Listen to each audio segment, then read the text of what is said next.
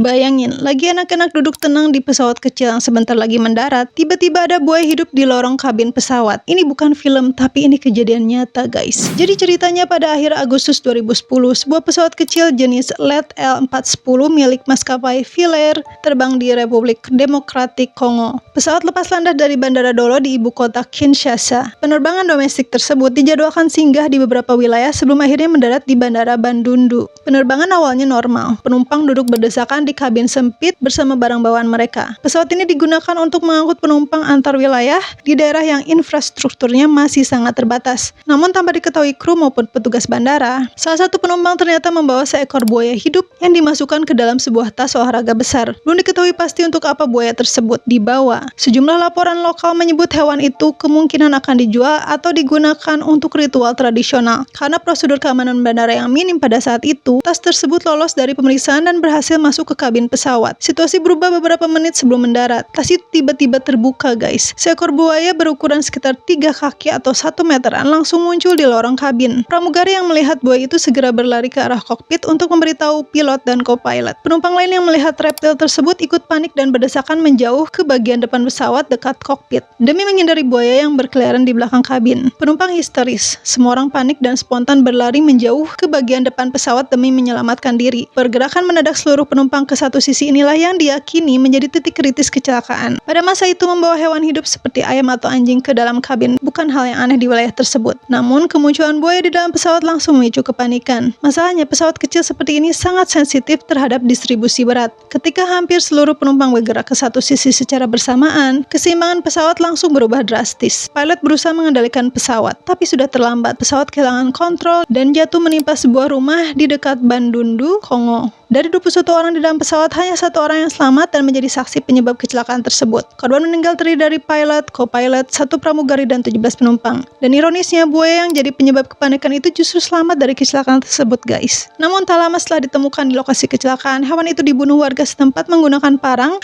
karena dianggap berbahaya. Tragedi ini kemudian menjadi salah satu kecelakaan pesawat paling aneh dalam sejarah penerbangan modern. Bukan karena badai, bukan karena mesin rusak, tapi karena kepanikan massal yang dipicu seekor buaya yang lolos dari dalam tas.